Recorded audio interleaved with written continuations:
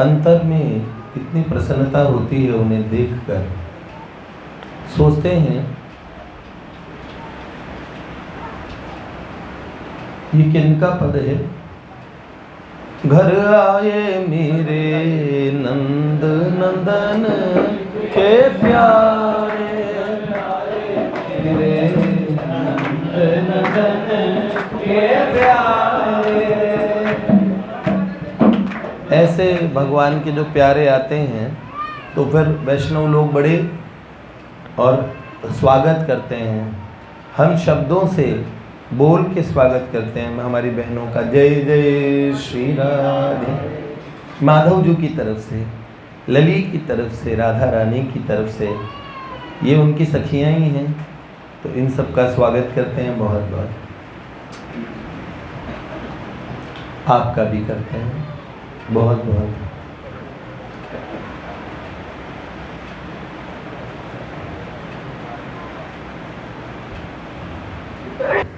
जो 24 घंटे में मेरे पास समय नहीं है तब भी मैं समय निकाल लेता हूँ अनुष्ठान के लिए। भैयाओं, उस समय जो आप अनुष्ठान का समय जो है वो आपको अतिरिक्त निकालना चाहिए, न कि आपकी अपनी पूजा का नित्य क्रम का ये निकाल के। जॉब कर रहे हैं, टाइमिंग्स नहीं है बिल्कुल, तब अगर आपने सत्संग और उसमें किया हम स्वीकार कर सकते हैं, लेकिन आप घर पे हैं और फिर उसके बाद आप समय ऐसा देंगे, इस समय देंगे, ये बड़ा ऑकवर्ड लगेगा, ये अच्छा नहीं है। भैया ने मना कर दिया इस समय अनुष्ठान करने के लिए, तो रात्रि में सीधे रात में पहुंचेंगे अनुष्ठान करने के समय, आएंगे ही नहीं। उस समय फिर विश्राम करेंगे ना, क्योंकि भैया ने तो बोला है पूजा। मैं ये कह रहा हूँ संकीर्तन कलो संकीर्त केशव। देखो श्री स्कंद पुराण में आता है, गोकोटि दानम ग्रहणेषु काशी। दीदी ग्रहण के समय काशी में दान दे गैया के, श्याम कर्ण गैया के। श्याम कर्ण गैया मिलती नहीं है, और करोड़ गाय, तो इस समय करोड़ गाय ढूंढनी मुश्किल हो जाएगी। गोकोटि दानम ग्रहणेषु काशी, आप दान दे दो बड़ा फल मिलेगा। माघे प्रयागे यदि कल्पवासी, माघ में प्रयाग में जो कल्पवास है वो 1 कल्प तक किया जाए, अच्छा कितना फल होगा। और यज्ञायुतम, अयुत यज्ञ किए जाए, यज्ञायुतम मेरु सुवर्ण दानम। इतना सोना, सोने का दान का बड़ा महत्व है, तो सोने की चोरी का पाप भी बहुत बड़ा होता है। तो कहते हैं माँ थोड़ी सी जगह है अंदर, आप आ जाइए, थोड़ी सी जगह दे दो उनको, वो वहाँ बैठे हैं। ये भक्तों की माताएं हैं भैया। हाँ जय जय। विनम्रता कितनी है, ये लव कुश प्रभु की माता जी उधर बैठ गई चुपचाप से। बच्चों के इतने अच्छे संस्कार है कि उन माँ ने ऐसे कहा, प्रसाद दे रहे थे तो उन्होंने कहा कोई पॉलिथीन में, किसी चीज़ में ऐसा पॉलिथीन में दे दो ताकि मैं इसे कैरी करके ले जाऊं। प्रसाद दिया था, तो जो छोटा कुश और दोनों उनके जुड़वा बेटे हैं लव कुश, पर फिर भी 1 मिनट बड़ा भाई पूज्य पाद भैया हैं वो लव भैया, वो कुश को कहते हैं मेरे चरण छुआ कर, और हाँ तुम्हारी धर्म पत्नी का मैं जेठ लगूंगा। तो वो उसे वो 1 मिनट का एडवांटेज बहुत लेता है, लेकिन क्या बताएं ये छोटे वाला एडवांटेज देता नहीं है। आजकल 10 साल छोटा भाई किसी को कुछ नहीं समझता, ये 1 मिनट छोटा कुछ समझेगा, तो लव बेचारे की ख्वाहिश के मन में रह जाती है आगे इसके बाद। तो कुश का उत्तर सुनो। कुश ये मंदिर में वो बालक है जिनकी सेवाएं हम देखते हैं, आप लोगों ने देखा, ये मंदिर चकाचक रहता है जिनके कारण हर चीज़ में आगे बढ़ के सेवा करने वाला बच्चा।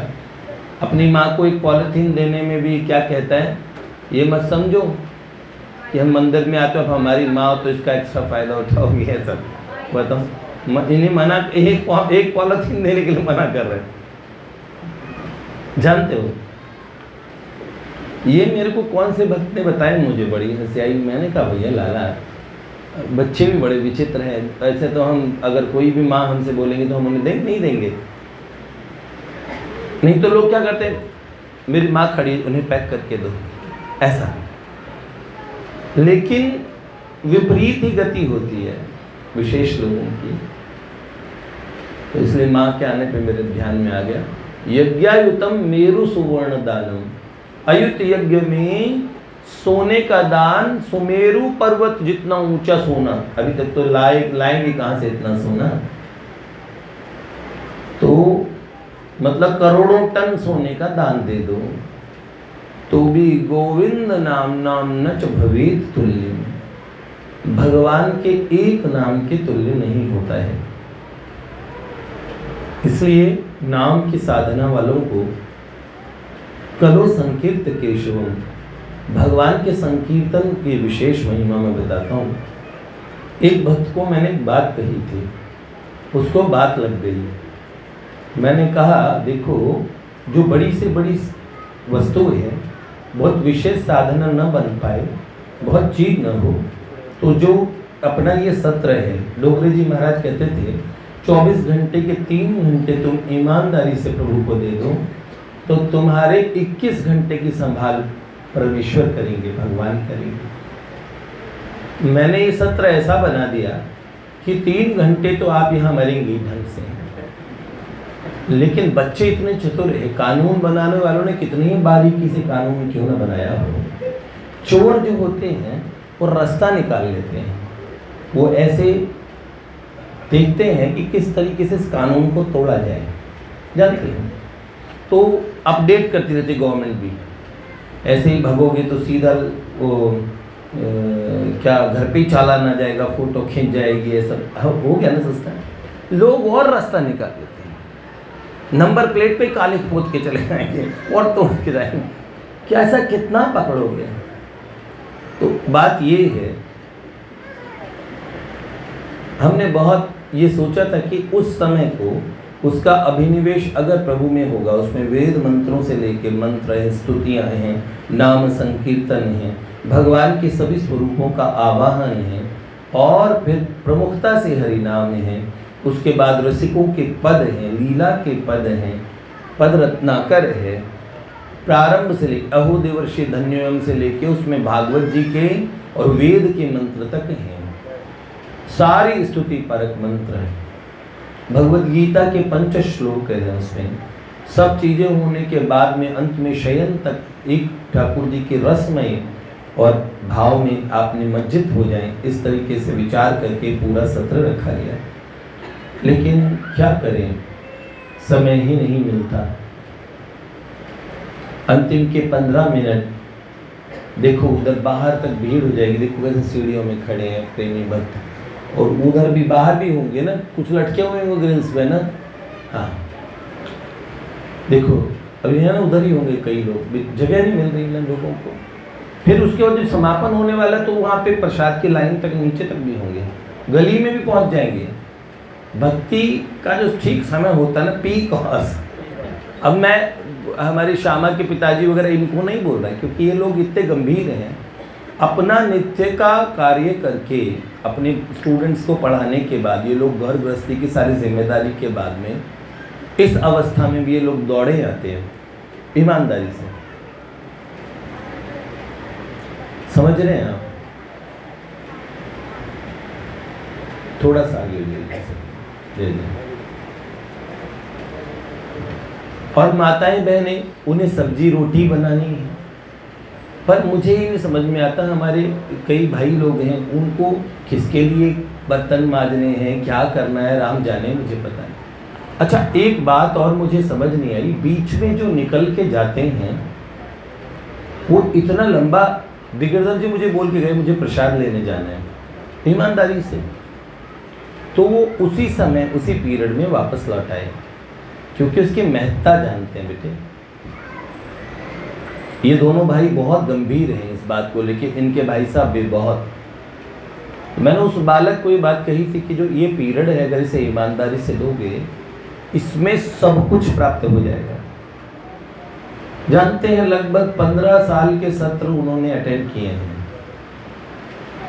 वर्तमान में आप लोग उन्हें नज़दीक से जानते भी हैं, उनकी स्थिति ऐसी है, जिन भगवान की कृपा से वो एक संपन्न परिवार से हैं। पैसों में शायद हम लोग कोई भी इतने अमीर नहीं होंगे, उनके पास इतना प्रॉपर्टी, इतना धन भी होगा, और भगवान की कृपा से ही वो लोग बहुत दबंग भी हैं।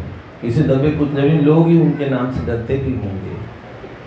हर तरीके से वो बच्चा बिगड़ने के उसके पास सारे प्रसाधन थे, क्योंकि घर में सब कुछ ऐसा ही था, सब लोग दूसरों को डराते थे। उसी परिवार से वो बच्चा, और उसने कुछ बात को पकड़ा, और पकड़ने के बाद उनको ये बात समझ आई। उनके जीवन में देखो कितनी विनम्रता है, सब चीज उनकी ऐसी हो गई कि भगवत परक, भगवान के अतिरिक्त उन्हें त्रिभुवन में कुछ नहीं दिखता है। ऐसा प्रेम यहाँ आने के लिए 7:30 बजे उनके प्राण ठहरने लगते हैं। कोई आदमी अगर मैं कह दूं आप सच में नहीं रोइए, 15 दिन रोने का नाटक कर लीजिए, आपके आंसू खत्म हो जाएंगे। 15 महीने की बात तो बहुत बड़ी हो जाएगी, आप सोचेंगे कि पूरी कायनात सहित भगवान आपके सामने दंडौत मारे कि वाह वाह तू कितना रोया। हम 15 सेकंड भी रो लेते हैं ना, तो हम सोचते हैं कितने प्रेमी भक्त हैं, हम अश्रुपात होते रहते हैं भगवान। बालकृष्ण दास जी महाराज कहा करते थे, वेणुवन कुंज वाले महाराज जी कहा करते थे कि छिपकली के पेशाब के बराबर भी अगर आंसू निकल आए तो अपने आप को प्रेमी रसिक समझने लगते हैं। कितनी बड़ी गफलत में 2-2, 3-3, 4-4 साल साधना करने वाले लोग ऐसे कहते भगवान नहीं आए। एक बहन हमारी भोली भाली मुझे तो मिली, और वहाँ मैंने उनको कह दिया, पति पत्नी दोनों आए। वो कह रही सौभाग्य दीदी मेरे पास बैठी थी, उन्होंने वो घर पे, उन्होंने कहा मैं तो डिप्रेशन की गोलियां लेने लगी कि भगवान नहीं आए। मैंने कितने साल से भजन कर रही हो तो उन्होंने बोला कि मैं 3 साल हो गए। तो मैंने कहा वाह भाई, 3 साल में भगवान नहीं आए तो डिप्रेशन की गोलियां चालू। इस तरह भगवान आते हैं। वस्तुतः मैंने कहा ये दुख भगवान के वियोग का दुख नहीं है, ये दुख होता है हमें भोग जो गलत तरीके से मिलते हैं उसे हम नहीं भोग पा रहे। सही भोग तो हम सारे ही भोग रहे। किनके घर रोटी नहीं खाते? कौन है जो सूखी टिक्कड़ बिना नमक के खा रहा हो? है अच्छे तरह पराठे बनाते हो, भगवान को भोग लगाते हो, खाते हो, सुबह शाम चकाचक रहते हो, ब्याह सबने किया, बच्चे सबके हैं। किसने बोला एसी किसके घर में नहीं है? कौन सुख नहीं भोग रहा है कि गर्मी में हम भरी धूप में 5 अग्नि सेवन कर रहे हैं? और ये ऐसा ना बोलो, भगवान के लिए कुछ नहीं छोड़ा है। क्या छोड़ा है? बकरी, मुर्गा, अंडा, ये चीज़ें छोड़ी है। ये तो वैसे भी नहीं करनी चाहिए मनुष्य को। तो जो नहीं करना चाहिए वो छोड़ दिया, उसका वियोग, क्योंकि संसार के रीरान सब लोग भोग रहे, हम नहीं भोग पा रहे, तो वो दुख उस चीज़ का दुख है कि जो नहीं करना चाहिए वो चीज़ छुड़वाई गई है। मन इतना पापिष्ट मन है आज के समय में, जो ये कहता है कि गलत चीज़ की तरफ चलो, जानते हो? तो वो वियोग होता है, मन में एक आग लगी रहती है। वो आग भगवान के मिलने की आग नहीं है। आग मिलने की आग लगेगी तो भगवान 24 घंटे ना बर्दाश्त कर पाए आपके बिना। वो बड़ा उनके पास डिटेक्टर लगा है कि आप उनके विरह में रो रहे हो या किस चीज़ में रो रहे हो। क्या सोचते हैं साधक भी, भगवान मिले तो टंटा कटे, फिर मेहनत भी नहीं करनी पड़ेगी। जैसे मोदी जी से आपकी यारी हो जाए। मोदी जी तो खैर बड़े ईमानदार हैं, अपने घर वालों के लिए उन्होंने कुछ वो कोई ऐसा नहीं कि 1-2 प्लॉट नाम कर दिए ऐसे से। चलिए मैं अखिलेश यादव जी से दोस्ती हो जाए तो वो दोस्ती निभाएंगे अच्छे से भाई ऐसे लीडर जो होते ना, कई लोग जो अपने दोस्तों को, मित्रों को, सबको कुछ न कुछ दें, सही, तो आदमी क्या सोचता है? लाभ होगा, उनसे मैं दोस्ती करूँगा तो लाभ होगा। इसी तरीके से लोग भगवान से भी सोचते हैं कि मैं दोस्ती करूँ तो लाभ हो, मुझे सुख मिलेगा, भगवान आनंद के धाम है। ओह आनंद, फिर तो कुछ करना ना धरना है ना। तुलसी रघुबर हृदय बसे तो इंद्र बापड़ो कौन। भगवान के लिए, भगवान को बचने से भगवान मिलते हैं सबों के लिए। और असल में दुख दूसरा है। एक बात समझ में आई बात? उस बालक को ऐसा जतन, ऐसी चीज हुई, भगवान की कृपा से अब उनकी अनुभूतियां देखना, जिनको बड़े बड़े लोग तरसते हैं वो अनुभव उन्हें सहज प्राप्त है। भगवान उनके लिए कोई बाहर की और दूर की वस्तु रहे नहीं। ये जो लीलाएं हम रोज गाते हैं, सुनते हैं, सब चीज, अरे मैं बहुत लोगों को जानता हूँ ऐसों को जिन्होंने ईमानदारी से उनके लिए इस पथ पे चले हैं, उन्हें कभी घाटा ही नहीं हुआ। उस बहन को ये बात इतनी समझ आई, मैंने कहा, और उसने डिप्रेशन की गोलियां तो छूट गई उसकी, अब उसका लीला चिंतन इतना बढ़िया चल रहा है। मैंने तो उसे ताना मारा था। ऐसे में सख्ती से किसी बाहर वालों से बोलता ही नहीं, ना मेरी ये बात है, पर अंतरात्मा की प्रेरणा हुई, मैंने ऐसे बोल दिया कि भाई ये चीज़ ठीक नहीं है ऐसे। पर उनकी वर्तमान की अनुभूतियाँ बहुत अच्छी हैं। कोई बात का बुरा मानने के बजाय उन्होंने कितने पॉजिटिव तरीके से इस बात को लिया, और बहुत ही अच्छी अनुभूतियाँ हैं उनकी। सारे डिप्रेशन की गोलियां छूट गई। देखो बेटे, बहुत अच्छे अच्छे साधक आप लोगों के मध्य में भी है, मैं उन लोगों की बात क्यों करूं। यहाँ सत्संग में बैठे हुए भी अगर अंगद जी कोई काम की, गिरधर जी जो बता रहे थे किसका सत्संग सुना रहे थे, भगवान का। कल प्रहलाद जी ने बोला कुंभन दास जी का, तो किसकी वार्ता थी, भगवान की। बाहर बैठ के और जो वीडियो गेम फोन पे खेल रहे हैं, क्या बोलेंगे उनको, लूडो, वीडियो गेम में लूडो खेल रहे हैं, जिन्हें भक्त बोलते हैं। देरी से, एकदम देरी से आके उधर सीढ़ियों में बैठ के इस तरीके से, आप बताओ आप कितना एक सत्संग का, और आप भगवत भक्त कहलाने के नाम पे क्या हैं आप, सोचो। ये बात कहीं से कहीं तक समझ नहीं आती। ये 2-3-4 बातें मुझे नहीं समझ आती। बहुत अच्छे तरीके से, बहुत गंभीरता से चलना पड़ता है। बलराम जी, हाँ बलराम जी बहुत बढ़िया, हाँ दादा कितने बढ़िया चल रहे हैं। प्रशंसा करना बहुत आसान है बेटे, उस मार्ग पे चलो, ठीक है।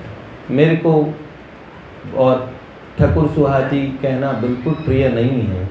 विनम्रता में अपने से बड़ों के प्रति कोई भी हो, चाहे वो भजन करते हो चाहे ना करते हो, मुझे लगता है मेरा कर्तव्य है विनम्र रहना, विनीत रहना। पर मेरे से छोटे कोई भी हों और जो मुझसे स्नेह रखते हों, उन्हें मैं सही बात कहे बिना रहता नहीं। मुझे लगता है कि जीवन बहुत बड़ा कीमती है। किसी की गलतफहमी की बातें जो आप में गलतफहमी पैदा कर दे, उनसे क्या लाभ मिलेगा। मैं श्री ऋतिक प्रभु को ये कहने लगे, तुम तो ऋतिक रोशन हो, तुम तो बड़े महान हो, तुम तो अरबपति हो। उसे पता ही नहीं मेरे पास 25,000 रुपये भी बैंक में नहीं जमा। अरबपति कह के मैंने चिढ़ा रहा हूँ। ऋतिक रोशन कैसे बोलूँ, अब मैं ऐसे ही बोलूँ। झूठी प्रशंसा से इसका पेट भी नहीं भरेगा और चिढ़ भी होगी, सच्चा व्यक्ति होगा तो। वरना क्या होता है, किसी हवलदार को बोले और दरोगा जी, तब तक तो बर्दाश्त कर लेगा, और उसको बोला और कमिश्नर साहब कमिश्नर साहब बोलने से वो खुंदक में चिढ़ जाएगा बुरी तरीके से। कितना बोलोगे, दीवान जी को दरोगा जी बोलो, सिपाही को दीवान जी बोलो, इतना तक बढ़ा दो।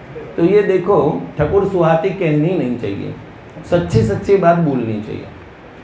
क्या चल रहा है, भगवान का वो समय बड़ा कीमती। कुछ समय तक ही लगन बेटे, थोड़े टाइम तक सब भी होती है, फिर उसके बाद तो हम 15 मिनट का जब तक रील बनाते हैं ना, तो रील में रहते हैं, तब तक तो हम यहाँ रहते हैं, उसके बाद हम गायब हो जाते हैं। जब तक हम वीडियो बनाते हैं कि कीर्तन चल रहा है नारद निकुंज का, अब हम कीर्तन सप्लाई करते हैं, अब हम सत्संग के सप्लायर हैं, सत्संग करते नहीं हैं। सत्संग सुनाने वाले क्यों सुनेंगे सत्संग बेटे। सत्संग है ना, क्या है असल में, उसमें स्थिति चेंज होती है, बोलने की वस्तु है ही नहीं। दूसरी बात, एक बात, अब धीरे धीरे आप जो अच्छे इस तरीके से बढ़ रहे हैं वो समझने लगे होंगे। बहुत सुनने लायक बहुत बातें सुन ली, जिनकी कथा सुना रहे हो उनकी कथा आज अच्छी लगी, कल अच्छी लगी, परसों अच्छी लगी, कितने दिन तक अच्छी लगेगी। जब तक उस कथा में, कथा के विषय वस्तु में उसको स्पर्श नहीं करोगे, तब तक वास्तव में आपको सुनने में लाभ होगा, नुकसान नहीं है। लेकिन वास्तव में साधक का लक्ष्य पाने का होना चाहिए, ठीक है। प्राप्ति की बातें सब कह रहे हैं, लेकिन प्राप्ति ना तो करने के लिए कोई उद्यत है, प्राप्ति करो कहने वाले भी प्राप्ति के लिए सिंसियर नहीं है।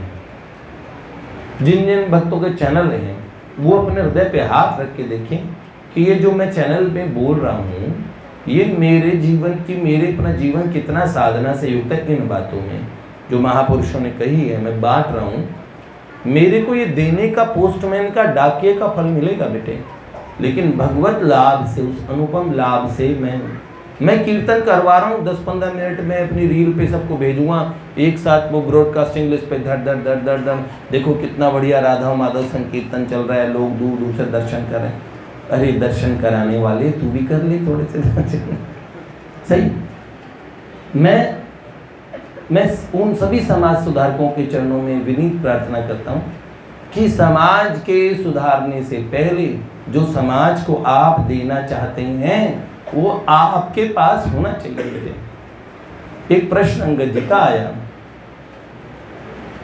सही प्रश्न है वो। प्रश्न ये